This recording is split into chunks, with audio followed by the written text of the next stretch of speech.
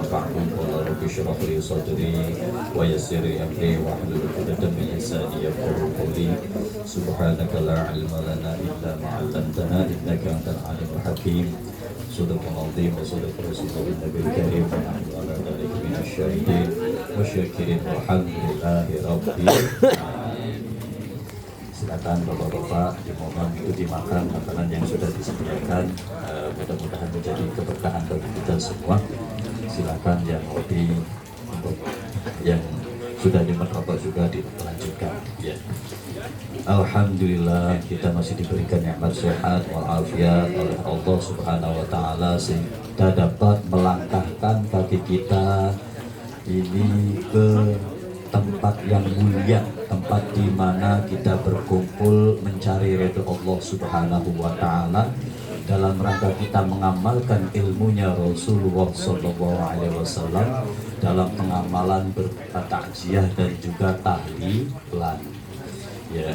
Jadi kumpulnya kita pada malam hari ini selalu muji syukur kepada Allah.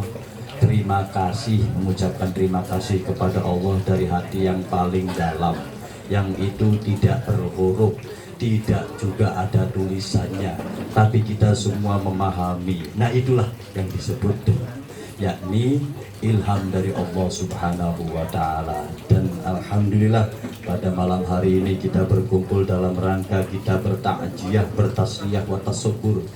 Kita menghibur dan juga mendoakan kita punya orang tua atas nama Ibu Amih binti Meli.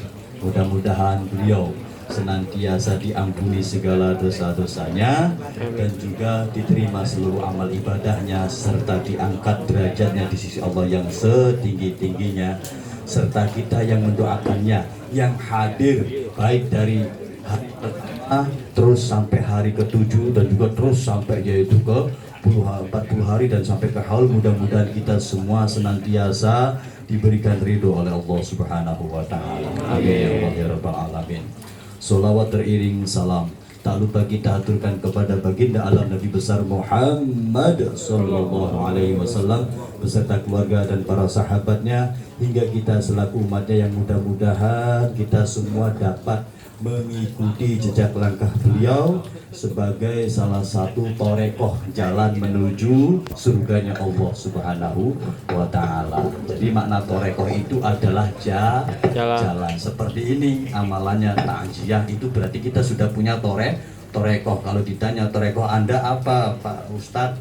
Torekoh saya ya takziah tahlilan, itu torekoh saya kan gitu. Silaturahim itu juga bagian daripada torekoh, yaitu jalan kita semua. Alhamdulillah, mudah-mudahan dengan kumpulnya kita pada malam hari ini semuanya senantiasa mendapatkan syafaatul udzma di yaumil qiyamah nanti. Amin. Amin ya Allah ya rabbal alamin. Yang sama-sama kami hormati, kami muliakan keluarga besar Ibu Ami binti Meli serta anak-anaknya, mungkin cucu-cucunya, terus juga saudara baik yang dekat maupun yang jauh, dan juga wabil khusus Bapak Haji Kashful Anwar selaku orang tua kita semua yang sama-sama kami hormati, Bapak Haji Yusuf, dan yang kami banggakan dan mudah-mudahan senantiasa Allah banggakan mereka semua, yakni Al-Mukarram Bapak Ustadz RW Udin selaku Ketua Lingkungan RW 01, dan juga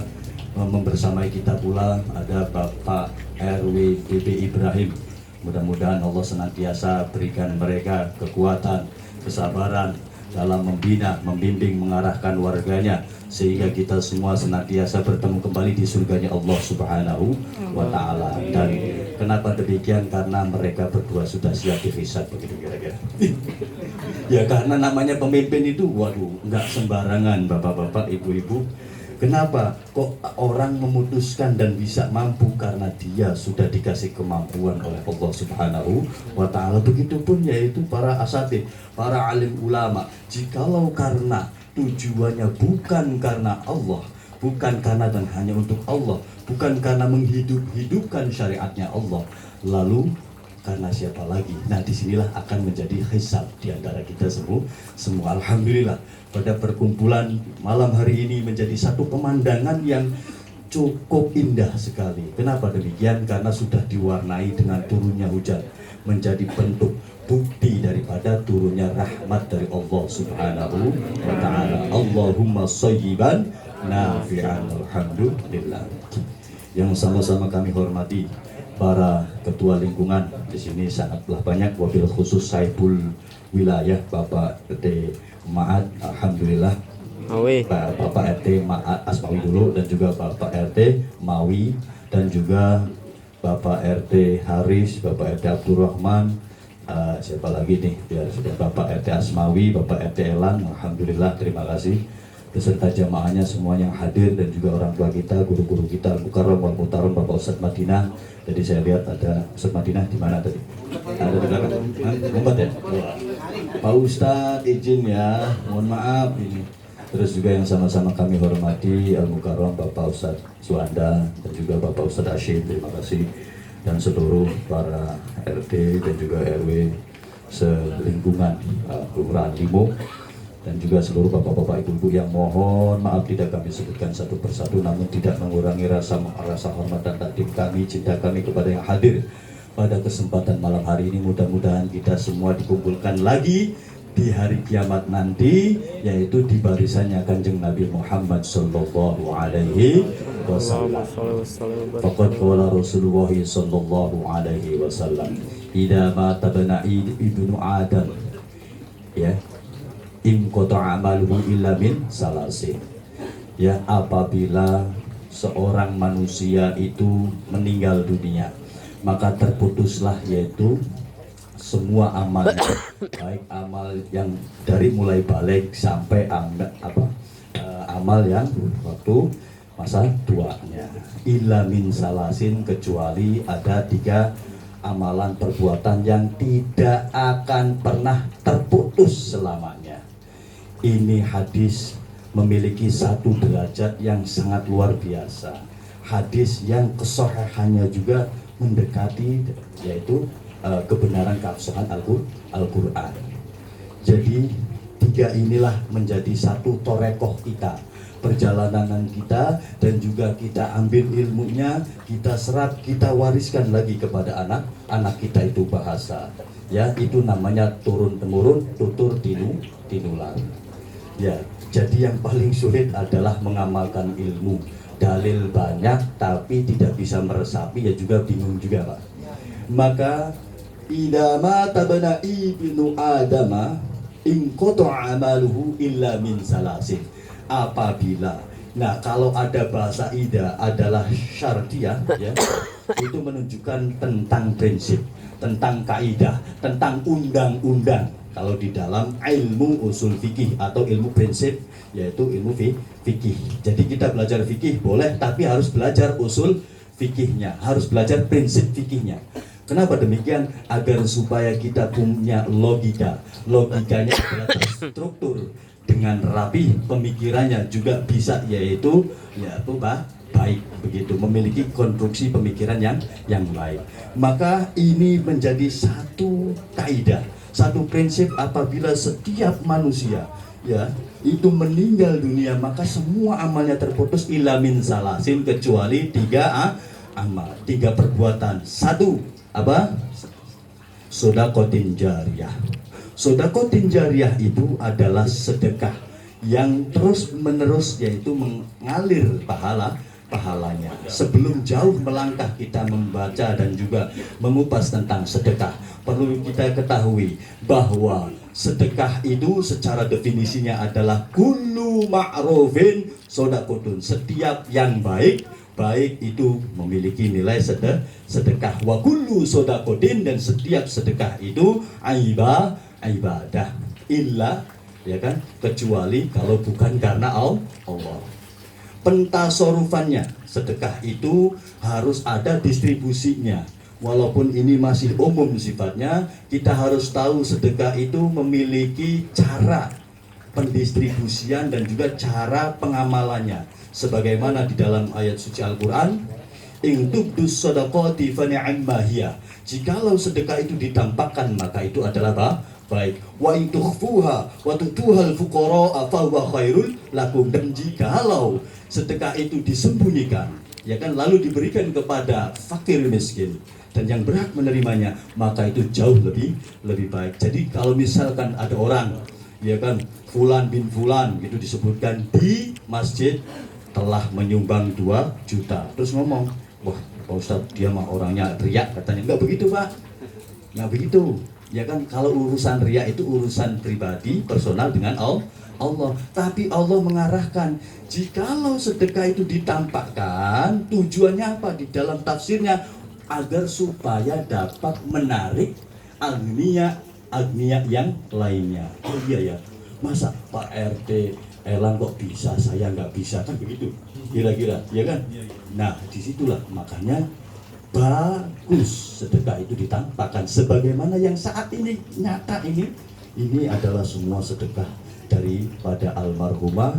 Mudah-mudahan hasil daripada ini semua pahalanya sampai kepada almarhumah Ibu Ami binti Meli, dan juga kita yang mendoakannya tentunya juga mendapatkan rahmat dari Allah Subhanahu wa Ta'ala. Yang kedua, amalan yang tidak pernah terputus, ya kan, saat yaitu kita meninggal adalah ilmun yuntafa'u bih au ilmin yuntafa'u bih. Artinya ilmu yang bersifat umum ini ilmu karena tidak ada ilmun yuntafa'u bih, ilmu yang dapat diambil faidah dan juga kegunaannya serta manfaatnya yang semua orang dapat, yaitu menggunakan itu.